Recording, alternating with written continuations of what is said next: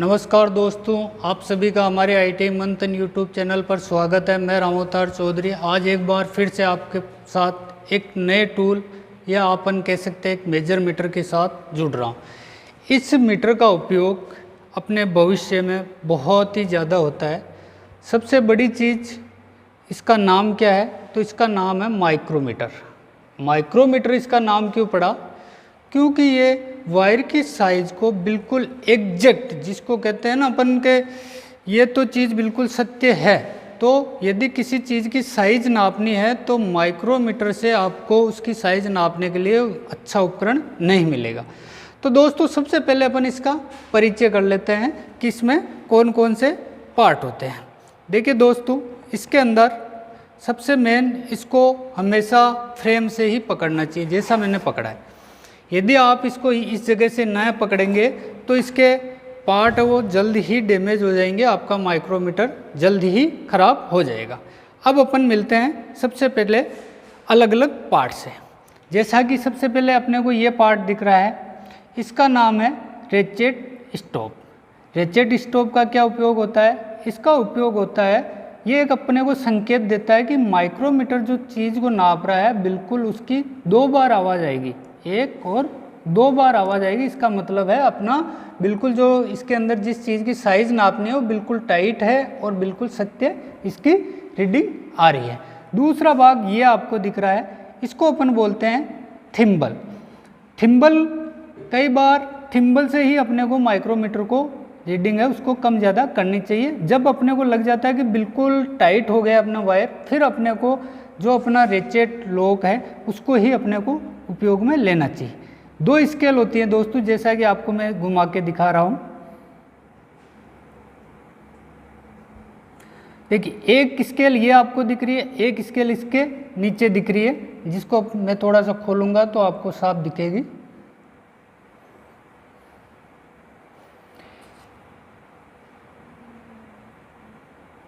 जैसा कि अभी आप देख रहे हैं, इस स्केल का काम क्या है और इस स्केल का काम क्या है। सबसे पहले इनका नाम क्या क्या है, तो जो नीचे वाली स्केल है उसको अपन बोलते हैं बेरिल और जो ऊपर वाली स्केल है उसको बोलते हैं बेवल। बेवल होती है वो mm का 100वां हिस्सा पड़ती है।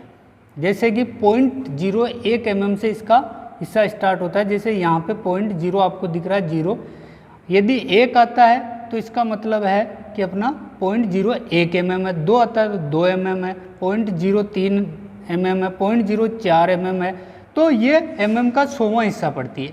और जो ये स्केल है वो mm को पड़ती है। जैसा कि इस पर यहाँ पर 5 दर्शित आपको हो रहे हैं, यहाँ तक की स्केल 5 mm पड़ेगी। इधर वाली जो लाइन है वो अपने को 1, 2, 3, 4 और 5 पड़ेगी। ये वाली स्केल 1 और यदि यहाँ पे रुक जाता है तो 1.5 mm है।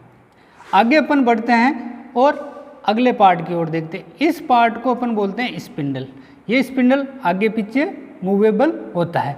दूसरा ये चीज़ दिख रही है, ये लॉक होता है। जब भी अपन माइक्रोमीटर को रखते हैं, जैसे अपने उपयोग हो गया है, उसके बाद में स्केल को 0 करके इसको बिल्कुल इस दिशा में लॉक कर देते हैं। अगला जो हिस्सा दिख रहा है इसको अपन बोलते हैं एनविल। दोस्तों अब अपन इसकी स्केल और नापने से पहले कौन कौन सी सावधानियां बरतनी चाहिए। तो दोस्तों सबसे पहले अपने को देखना है, इसको बिल्कुल 0 पे सेट करना है कि अपना मेजर मीटर है वो ख़राब तो कहीं पे नहीं है। दोस्तों जैसा कि मैं इसको सेट कर रहा हूँ वापस,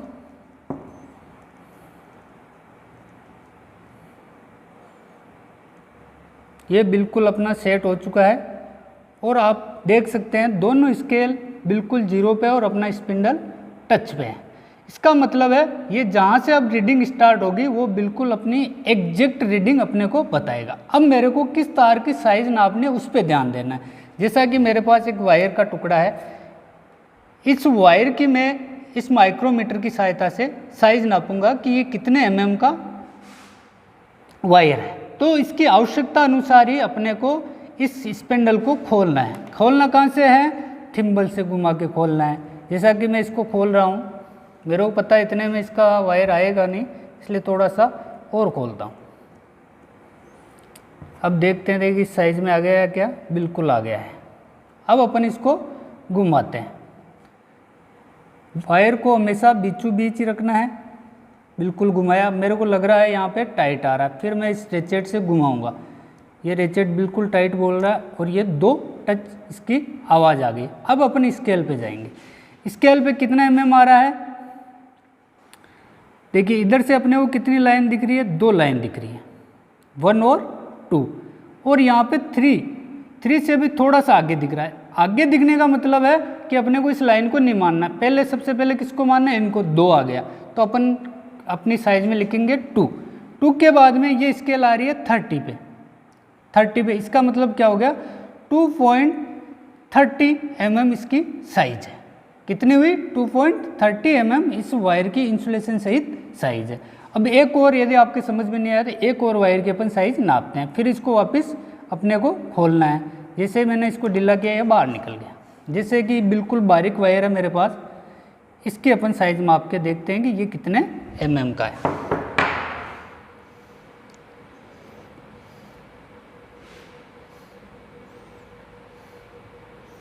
दोस्तों ये बिल्कुल बारीक वायर है, तो मैं सबसे पहले मेरे स्पेंडल को टच की दिशा में लेके जाऊंगा।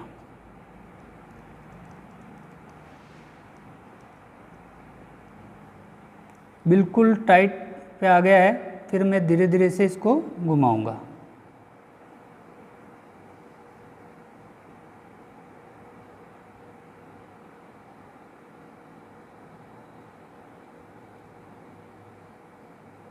अब लग रहा है मेरे को ये टाइट हो गया है। अब मेरे को मेन स्केल में किसी भी प्रकार की कोई लाइन दिखाई नहीं दे रही है, केवल 0 वाली दिख रही है। अब मैं इसकी तरफ आगे बढ़ूंगा।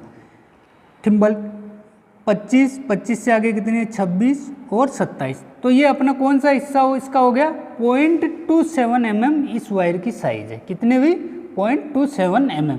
अब कोई सोच सकता है यार इस वायर की भी कैसे साइज नाप सकते हैं, तो माइक्रोमीटर एक ऐसा औजार है, किसी भी वायर हो, किसी भी चीज़ हो, उसकी यदि अपने को मोटाई नापनी है तो उसका सबसे संवेदनशील जो टूल है वो है माइक्रोमीटर।